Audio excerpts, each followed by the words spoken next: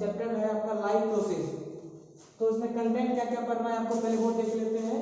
सबसे पहले आपका लाइफ प्रोसेस का डिफिनेशन क्या है, देन न्यूट्रिशन क्या है, बोथ प्लांट में न्यूट्रिशन कैसे होता है, एनिमल में न्यूट्रिशन कैसे होता है, फिर आपका रिस्पायरेशन क्या है, फिर प्लांट में रिस्पायरेशन कैसे होता है, एनिमल में रिस्पायरेशन कैसे होता है, देन ट्रांसपोर्टेशन आपका प्लांट में ट्रांसपोर्ट कैसे होता है, एनिमल में ट्रांसपोर्ट कैसे होता है, एंड देन फिर आपका एक्सक्रीशन है, एक्सक्रीशन प्लांट में कैसे होता है, एनिमल में कैसे होता है। हम देखते हैं लाइफ सिंथेसिस का लाइफ प्रोसेस का डिफिनेशन। तो it is a process which include the basic thing that is required for the living organism to perform their function for maintaining their life। मतलब लाइफ प्रोसेस वैसा process है, मतलब वैसा substance या वैसा process जो हमें लाइफ को रेगुलेशन करने के लिए चाहिए। जैसे आपका आगे क्या क्या न्यूट्रिशन, रिस्पायरेशन, ट्रांसपोर्ट, एक्सक्रीशन, ये सब जो प्रोसेस है ये सारा प्रोसेस इंक्लूड होता है आपका लाइफ प्रोसेस में, जिससे हमारा लाइफ मेंटेन रहता है। तो इसमें सबसे पहले है आपका न्यूट्रिशन। तो न्यूट्रिशन का डिफिनेशन देखते हैं। It is a substance which an organism obtain from their surrounding and use it as a source of energy for biosynthesis of body. मतलब न्यूट्रिशन मतलब वैसा सब्सटेंस जो हम कॉम्प्लेक्स सब्सटेंस अपने शरीर में लेते हैं और उसको चेंज करके हम अपने बॉडी के अनुसार इसको मेंटेन करते हैं अंदर में। तो न्यूट्रिशन क्या क्या हो गया आपका, एग्जांपल क्या क्या हो जाएगा आपका, जैसे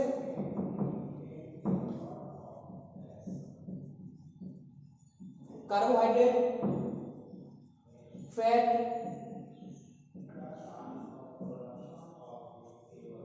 प्रोटीन।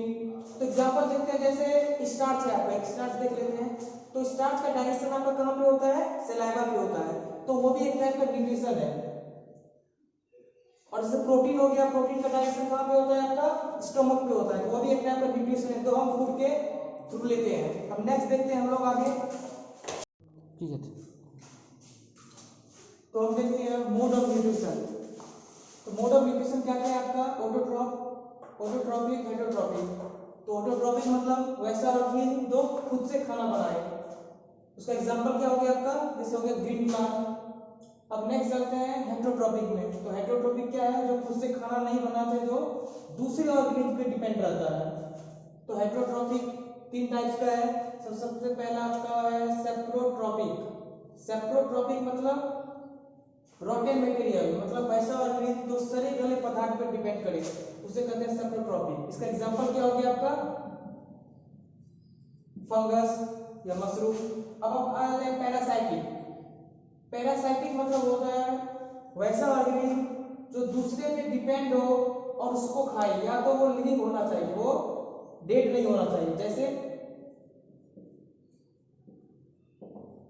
कोई ऑर्गेनिज्म है, ये दूसरे ऑर्गेनिज्म पे डिपेंड कर रहा है, तो जिस ऑर्गेनिज्म पे डिपेंड कर रहा है इसको हम लोग कहते हैं होस्ट। क्या कहते हैं इसको, होस्ट। और ये आपका लिविंग होना चाहिए। तो इस तरह का जो मोड है उसे हम कहते हैं पैरासाइटिक मोड ऑफ न्यूट्रिशन। अब हम चलते हैं होलोजोइक मोड पे। होलोजोइक का एग्जांपल आपका होगा, सबसे बेस्ट एग्जांपल आपका ह्यूमन बीइंग। मतलब वैसा मोड ऑफ न्यूट्रिशन जिसमें हम कॉम्प्लेक्स फूड लेते हैं बाय द हेल्प ऑफ या by the process of injection, digestion, absorption और एक्सक्रीशन से वो बाहर चले जाता है। ये मेथड या प्रोसेस जिसमें होता है उसको कहते हैं होलोजोइक मोड ऑफ न्यूट्रिशन। अब हमें बेसिकली न्यूट्रिशन इन एनिमल पढ़ना है इसमें, बट हम न्यूट्रिशन एनिमल प्लांट भी देख लेते हैं थोड़ा सा। फोटोसिंथेसिस हम जानते हैं, the process by which green plant makes their food from carbon dioxide and water in the presence of chlorophyll where sunlight is necessary. Photosynthesis का डेफिनेशन हम जानते हैं, वैसा ग्रीन प्लांट जो खाना बनाता है, रॉ मटेरियल क्या क्या चाहिए आपका, sunlight, chlorophyll, energy and water. ये चार चीज आपका रॉ मटेरियल, ये जरूरी है आपको फोटोसिंथेसिस प्रोसेस का। अब हम नेक्स्ट देखेंगे न्यूट्रिशन इन एनिमल।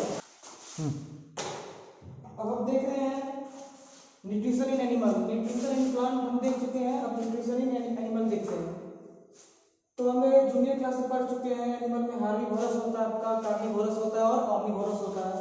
तो इस बेसिकली इस पे डिस्क्राइब नहीं करेंगे हम, बस एग्जांपल देख लेते हैं। हार्बीवोरस क्या हुआ, जो सिर्फ प्लांट को खाए, और कार्निवोरस जो एनिमल को या नॉन वेज, और ऑम्निवोरस जिसमें दोनों इंक्लूड होता है, हार्बीवोरस और कार्निवोरस भी। तो हम नेक्स्ट देखते हैं, आपका जो इंपॉर्टेंट टॉपिक है वो है डिफरेंट स्टेप्स ऑफ न्यूट्रिशन। ये हमें ऑल एनिमल में मोस्टली पढ़ना है, लेकिन इस चैप्टर में हमें बेसिकली ह्यूमन बीइंग के बारे में पढ़ना है। तो इसमें 5 स्टेप है आपका। सबसे पहले आपका इंजेशन। इंजेशन क्या होता है, the process by which food is taken inside the mouth, ये आपका प्रोसेस है इंजेशन। अब नेक्स्ट चलते हैं डाइजेशन में। डाइजेशन मतलब, अब जैसे एग्जांपल हम ले लेते हैं, हम रोटी खा रहे हैं तो वो क्या एक टाइप का कॉम्प्लेक्स फूड है। तो कॉम्प्लेक्स फूड को ब्रेक डाउन होके, कॉम्प्लेक्स फूड ब्रेक डाउन होके सिंपल फूड बनाना, इस प्रोसेस को कहते हैं digestion. The process by which complex food is break down into simpler food is known as digestion. तो डाइजेशन हम बेसिकली माउथ में ही होता है आपका। तो वहां पे माउथ में आपका क्या रिलीज होता है, सलाइवा, जो एक ग्लैंड है आपका सैलिवरी ग्लैंड, वहां से सलाइवा रिलीज होता है, जो आपको हेल्प करता है कॉम्प्लेक्स फूड को ब्रेक करने में और सिंपल फूड बनाने में। उसके बाद प्रोसेस है आपका एब्जॉर्प्शन। एब्जॉर्प्शन होता है, अब जो वो सिंपल फूड बन गया है वो आपका ब्लड में चले जाएगा, इस प्रोसेस को कहते हैं एब्जॉर्प्शन। कॉम्प्लेक्स फूड कभी ब्लड में नहीं जाता है, हर समय सिंपल फूड बनने में जाता है, तो इस प्रोसेस को कहेंगे एब्जॉर्प्शन। अब नेक्स्ट देखते हैं एसिमिलेशन। एसिमिलेशन आपका लार्ज इंटेस्टाइन में होता है। एसिमिलेशन मतलब, अब वो जो ब्लड में फूड चले गया है वो अब आपको सेल्स में जाना है या बॉडी में जाना है, क्यों, उससे हमें एनर्जी मिलती है। तो एनर्जी देने के प्रोसेस को कहते हैं हम लोग एसिमिलेशन। आपका लास्ट में है एक्सक्रीशन, और एक्सक्रीशन का दूसरा नाम आपका है इजेशन। यहाँ पे दो डिफरेंस है, एक है इन, एक है ई। इन मतलब इनसाइड माउथ में फूड को लेना, दूसरा है एक्सक्रीशन और इजेशन। एक्सक्रीशन मतलब अनडाइजेस्टेड फूड को बॉडी के बाहर निकालना। ये कैसे होता है आपका, 2 रूप से होता है, हम आगे डिस्कस करेंगे, रेक्टम और एनस। अब हम आगे देखते हैं nutrition in human being. Plant का हो गया है, तो क्या क्या पार्ट्स, मतलब फूड जो हम प्रोसेस लेते हैं उसमें क्या क्या पार्ट्स आता है अपना। सबसे पहले हम माउथ से लेते हैं, देन फिर इसोफेगस में चले जाता है। इसोफेगस को कहते हैं हम लोग फूड पाइप। आगे हम डिस्कस करेंगे इसका सारा फंक्शन, अभी बस नाम देख लेते हैं, माउथ, इसोफेगस, देन आपका stomach, small intestine and large intestine. तो सबसे जूस भी निकलता है। नॉर्मली हम देखते हैं माउथ में कौन सा ग्लैंड है आपका, सैलिवरी ग्लैंड है, जिससे क्या निकलता है आपका सलाइवा निकलता है। इसोफेगस कोई ग्लैंड नहीं है, बस एक फूड पाइप है जो आपको माउथ से इसोफेगस में कनेक्ट करके रखता है। दूसरा है, देन थर्ड है आपका स्टोमक। स्टोमक से आपको क्या निकलता है, जूस निकलता है। कौन सा जूस, गैस्ट्रिक जूस। देन आपका स्मॉल इंटेस्टाइन है और लार्ज इंटेस्टाइन है। नॉर्मली लार्ज इंटेस्टाइन से आपका कौन सा जूस निकलता है, इंटेस्टाइनल जूस। और आपका स्मॉल इंटेस्टाइन जो है ये आपका लिवर और पैंक्रियास से जुड़ा हुआ रहता है। तो नॉर्मली हम आगे देखते हैं इसका, तो ग्लैंड है, तो माउथ में हम बताए थे ग्लैंड आपका प्रेजेंट है, तो आपका सैलिवरी ग्लैंड है। तो ग्लैंड से क्या निकलता है आपका जूस। कौन सा जूस हो गया, अभी जस्ट देखे थे, सलाइवा। देन आपका लिवर, लिवर और पैंक्रियास आपका ग्लैंड है। तो ह्यूमन बीइंग का सबसे बड़ा ग्लैंड जो है वो है आपका लिवर। लिवर से जूस निकलता है, ये है आपका बाइल जूस। और पैंक्रियास से जूस निकलता है वो आपका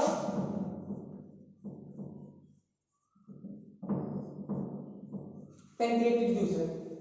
तो हम आगे डिस्कस करेंगे अब इंजेशन, डाइजेशन, एब्जॉर्प्शन, एसिमिलेशन आपका कैसे आपका माउथ से इसोफेगस, इसोफेगस से स्टोमक, स्टोमक से इंटेस्टाइन और इंटेस्टाइन से एक्सक्रीट हो जाता है। इस बीच में आपका सैलिवरी ग्लैंड क्या रोल प्ले करता है, लिवर और पैंक्रियास क्या रोल प्ले करता है। तो हम प्रोसेस आगे डिस्कस करते हैं इंजेशन। अब हम आगे देखते हैं आपका जो जो प्रोसेस था, injection, absorption, digestion, assimilation and excretion. सबसे पहले हम देखते हैं injection process. The process by which food is taken inside the mouth is known as injection. तो इंजेक्शन में कौन सा आपका ऑर्गन हेल्प किया, कौन सा पार्ट हेल्प किया? माउथ। अब नेक्स्ट आगे कब देखते हैं डाइजेशन। तो डाइजेशन अभी मैंने डिस्कस किया था, डाइजेशन मतलब होता है it is a process by which large insoluble and complex food break down into simple, smaller and soluble food which helps in digestion is known as digestion process। जो आपके digestion में help करे, क्योंकि complex food, insoluble और large food कभी भी आपका digestion नहीं हो सकता है और ये कभी आपका ब्लड में नहीं जा सकता है। इसीलिए इस प्रोसेस को जो लार्ज फूड को ब्रेक डाउन करे, इस प्रोसेस को कहते हैं डाइजेशन। अब हम देखते हैं माउथ से हम फूड इनसाइड ले लिए, अंदर ले लिए। माउथ के बाद आपका क्या है?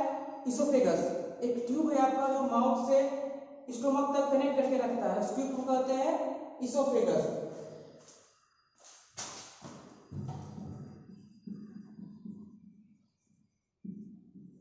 इसोफेगस का नॉर्मली कुछ फंक्शन नहीं है, बस एक ये पाइप की तरह है जो आपको कनेक्ट करके रखता है कहां से?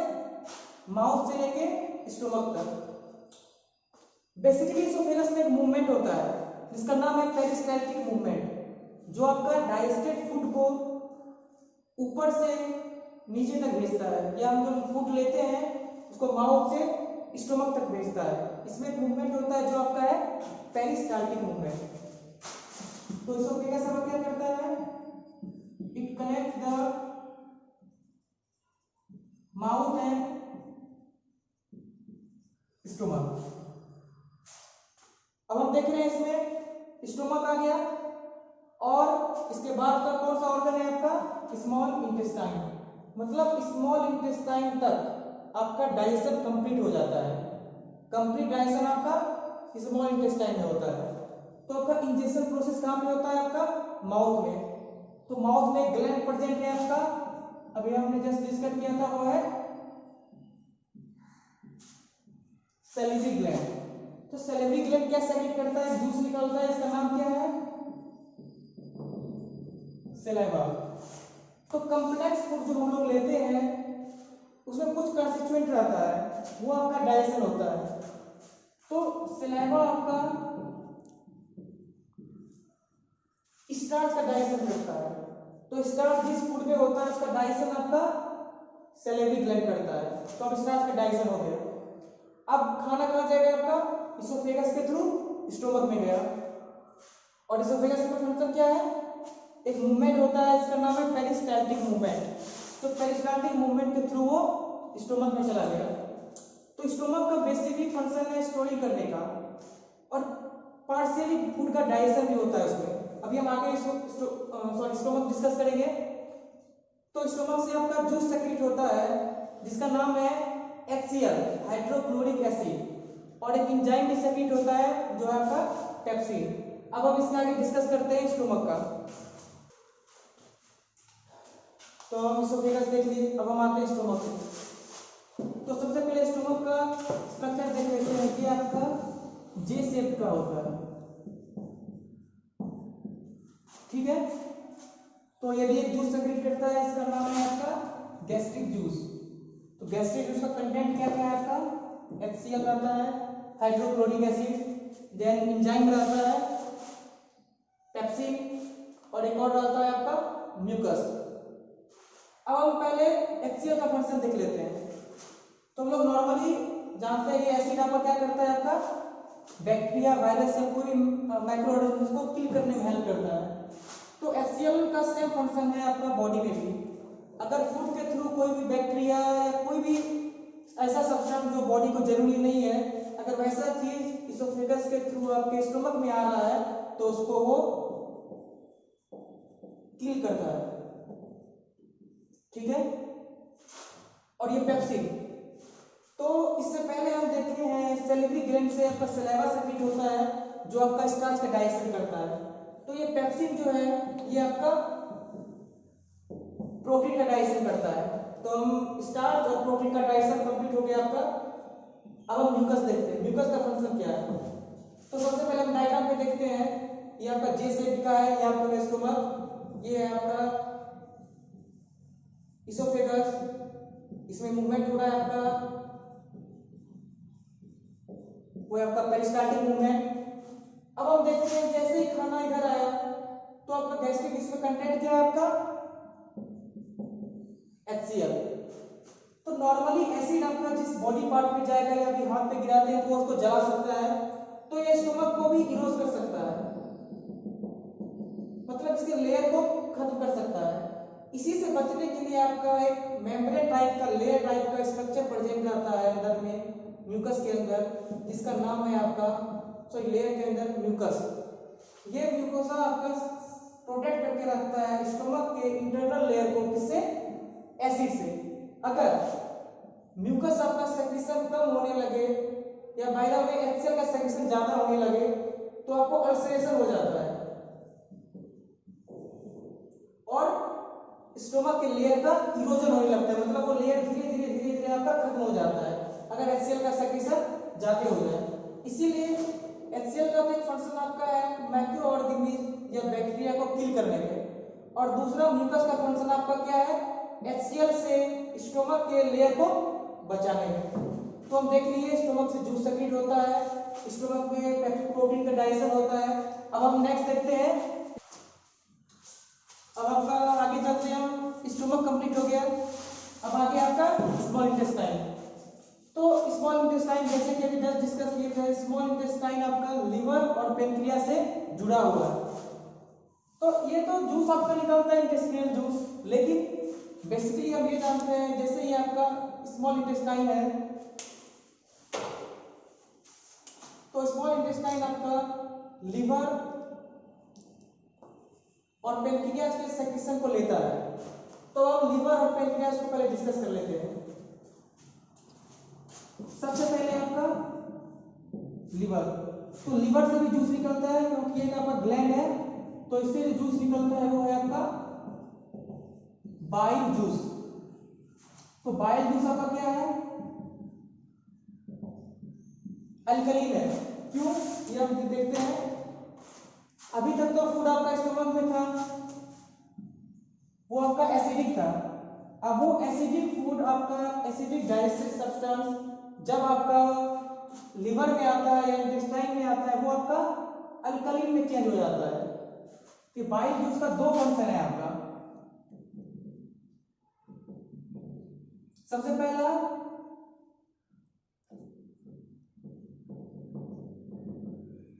एसिडिक फूड को अल्कलीन में चेंज करना, और दूसरा एक प्रोसेस है जिसका नाम है इमल्सिफिकेशन।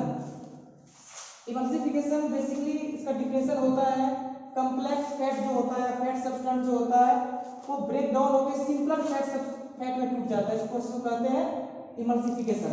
तो बाइल का नॉर्मली ये दो फंक्शन है। और अल्कलीन, एक और चीज देखना है हमें, अल्कलीन इसलिए हो जाता है क्योंकि हम जैसे देखते हैं स्टोमक में आपका एसिड का सेक्रेशन होता है HCl का, लेकिन वहां पे एक लेयर पड़ जाएगी इसका नाम है म्यूकस लेयर। बट लिवर या पेनक्रियास में कोई ऐसा लेयर नहीं है जो एसिड से प्रोटेक्ट करके रखे, इसलिए ये भी रीजन है अल्कलीन में चेंज हो जाता है। अब दूसरा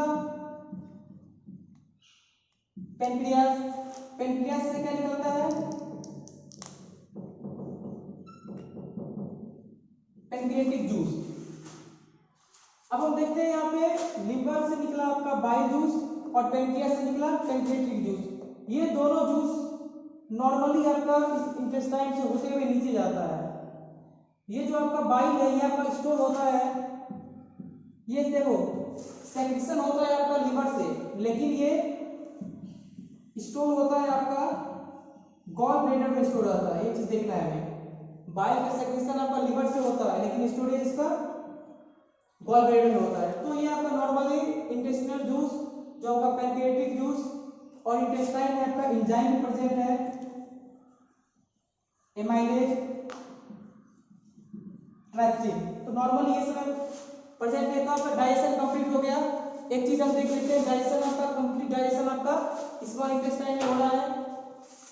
तो स्मॉल इंटेस्टाइन सेक्रेशन आपका लिवर और पेनक्रियास से लेता है। लिवर आपका बाइल जूस सेक्रेट करता है और बाइल जूस का दो फंक्शन है देखिए, और पेनक्रियास आपका पेनक्रियाटिक जूस सेक्रेट करता है। और स्मॉल इंटेस्टाइन में दो एंजाइम प्रेजेंट है, एमाइलेज और ट्रिप्सिन। एएसई जहां भी लग गया वो आपका एंजाइम है। तो आपका कंप्लीट डाइजेशन स्मॉल इंटेस्टाइन में खत्म हो गया। अब हम नेक्स्ट लेक्चर में देखेंगे एब्जॉर्प्शन जो आपका लार्ज इंटेस्टाइन से स्टार्ट होता है। तो आज के लिए इतना ही।